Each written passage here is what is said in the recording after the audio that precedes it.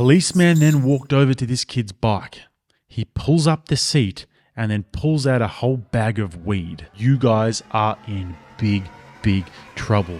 You're going to end up in a Colombian prison. Oh shit. We are in trouble here. This is the story of how I was framed by the Colombian police for drug possession, how I nearly went to a Colombian prison, and how I got out of the situation. The date is January 2020, and me and my friends are at the end of our trip in South America. We've gone to Argentina, Peru, and now we are in Colombia. And where we are is a small town called Minka. And Minka is where you go to access what they call the Lost City. And if you guys have ever been to Colombia, you'll know that when you are in these little back-ass places of nowhere, there's no taxis, there's no buses, there's no trains, there's nothing like that. So if you want to get somewhere, you've got to get a little bit creative. And we had an Airbnb in the town in Minka because the hostel that's really famous in that place, it has nets all around it and it has beautiful views of these Colombian valleys, was all booked out. We couldn't get ourselves a place there. So we thought we would just book a place in town and find our way there. So what do? We had to make friends with a few of the local kids to drive us on their motorbikes. So we go around to the shops, we're buying lunch and what have you. We made friends with a few of the local kids and we said, hey, can you take us on your bikes to this hostel? We want to go there and party tonight. And obviously they obliged. We gave them a few bucks. They drove us on their motorbikes about 40 minutes from driving on the back of the bike with this 13-year-old kid through all of these little windy roads and up hills and over rock. To say that I felt safe would be an overstatement. But we found our way there, which was usually the case. And the drinks were flowing. There was beautiful international girls everywhere. And there was plenty of good times to be had. And obviously, because it was such a long drive, the guys who drove us there had to stay. And actually, we ended up getting along pretty well with them. We brought them into the hostel, they were hanging out for the night, and it was a good time. We thought at the time that we'd made two awesome Colombian friends, but how wrong we were. Anyways, as it goes, this place closed about 12 o'clock. It's pitched black, and now I've got to jump on a 13-year-old kid's motorbike and trust him to get me almost an hour back to my hotel, which he did successfully. But when we got back, my friends and I decided, you know what, we're not done yet. And there was a strange little bar that was open and we could see some little disco strobe lights happening. So we went down and we had a few beers. And guess what? Our little Colombian friends stayed with us. But then after this, when we finally decided that it was time to wrap up, we left the bar, and as we got outside, we noticed that there was a few police cars hanging out the front. I thought it was a little bit strange. I'm very skeptical, a little bit more street smart because I've traveled quite a lot. So I decided to just keep walking, walk around the corner. And my friends came with me. And I was telling them, I said, it's a little bit dodgy that there's police cars out the front there. There's something just not quite right. It's just something on the nose. It's such a small town here. And the fact that there are these police cars hanging out, I didn't like it. Anyways, we decided to go around the corner. We were going to wait for our little Colombian mates. We walked back to our hotel and they were going to go their separate ways. And I actually said to my friends at this time, guys, I can't really see them. Let's just head off. I don't really like the feel of this because we're sitting on the side of the road now around the corner from that bar and where the police were.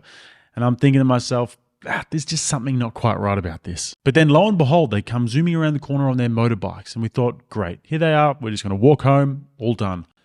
But then behind them comes the police car, and the police car actually pulled this kid over. And now I'm thinking, all right, let's just get the hell out of here. I do not like the feel of this one little bit. But because we were kind of with this dude, the police made us stay. And at this moment, I'm starting to think, are we getting set up here? And it turns out my intuitions were pretty on the ball because the policeman then walked over to this kid's bike.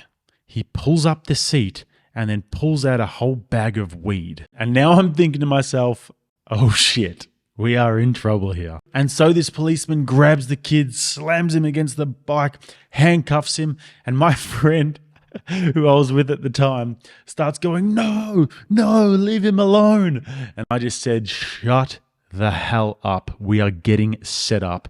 This is 100% a trap. Shut your mouth. Because I was thinking, this is a tiny little town. Everybody knows each other. The policeman knows this kid. This is 100% a setup to get some gringo money. If you guys don't know what a gringo is it is a white person in South America. And lo and behold, my intuitions were correct because the kid points at us and he goes, no, it was theirs. All of these drugs are theirs. And I'm thinking, oh, great. How much is this going to cost? And so the police come over, they sit us down on the gutter, they ask us for ID, and then one of my friends produces his passport. They grab his passport, and now they've got us trapped. They've got one of our passports. We can't go anywhere. We are now in the middle of a perfect trap. These kids have befriended us gringos, brought us to a bar, gotten us really drunk, come back, let their police friends know that we've got the gringos, they're back in town, and now it's time to move. And they've made this elaborate little setup where the police pretends to arrest the kid. The kid says that the drugs are ours, and now the police are coming over to us and saying, you guys are in big trouble. You're going to end up in a Colombian prison. They're going to get a life sentence for this. Have you ever seen what a Colombian prison looks like? They're all gangsters. They're going to steal your clothes. They're going to rob you. And they might even kill you. They love gringos like you. Ooh, they love gringos like you in the prison. And we're just kind of sitting there like, okay, let's keep our cool. Don't show too much fear. Because the thing is, when you find yourself in a situation like this, and it's not the first time I've been in a situation like this, if you just show fear and if you just acquiesce and if you just show that you're terrified the whole time, then they will take full advantage of you. You have to kind of show a little bit of street smarts in this situation. You have to try and show that you've got a sense of humor about the situation, and you have to be steadfast in the fact that these are not your drugs, you've done nothing wrong, you know what's happening, and they need to let you go. And this is basically what happened for the next 4 hours. Luckily, one of my friends spoke really good Spanish, so he was able to communicate with the bad cop. By the way, they're playing good cop, bad cop, and it was a hilarious dynamic when I look back at it. One of the guys was this weird, quirky sort of cop. He kind of looked a little bit sort of like innocent and like the kind of guy who you just want to sort of squidge his cheeks a little bit. And my friend, who's a bit of a clown himself, ended up going about 100 meters away with this police officer for a good 2 hours. And we thought that he was just being interrogated, but we didn't really know that he was just buttering this police officer up the whole time and becoming friends with the police officer, whilst my other friend and I were sitting with the bad cop, with the serious guy who was telling us about how we were going to end up in prison and what have you. And basically, my friend who speaks Spanish and him were having this chess match where he kept on saying, these drugs are yours, we're going to be taking you to the jail, we're going to be doing this and that to you.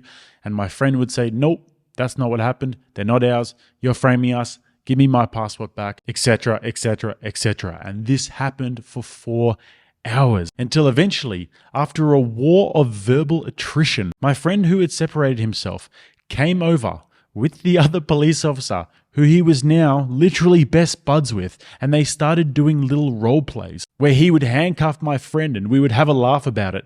And then he pulled up a photo of Chief Wiggum on his phone and started pointing at his co-worker saying, Chief Wiggum, Chief Wiggum.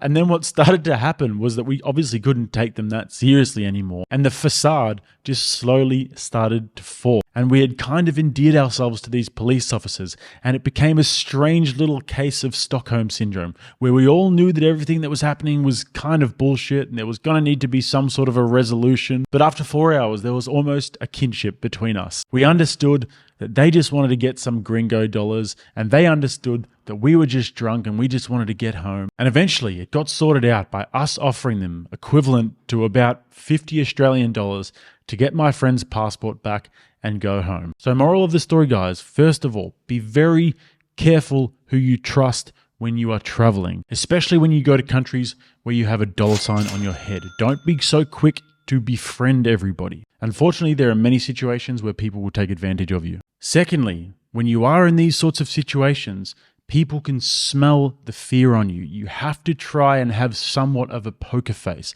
and try and get on a human level with them. And I've got another story about this that really exemplifies it, that was from the same week in Colombia where we got robbed by drug dealers. So I'll post that one soon as well. And in that situation, I had to have ice in my veins. And thirdly of all, guys, trust your gut instinct. I have honestly found that whenever I've been in a sticky situation, especially overseas, one of the main reasons why I've gotten into those situations was because there was a gut instinct that I'd ignored on the path. So that's my story of how I got framed by police in Colombia. Hope you guys learned a thing or two from this. And if you guys haven't already, then make sure you like the video, subscribe to the channel if you enjoy this sort of worldly content. So safe travels, guys, and I'll see you next time. Sam, turn around. Let me see. Turn around. Se está gozando que le están esposando. Sí, eres feliz. En el momento. Si supiera que esa mudanza Ahora lo cuestan allá que se lo coman. What is happening? See? What? Chief Wiggum.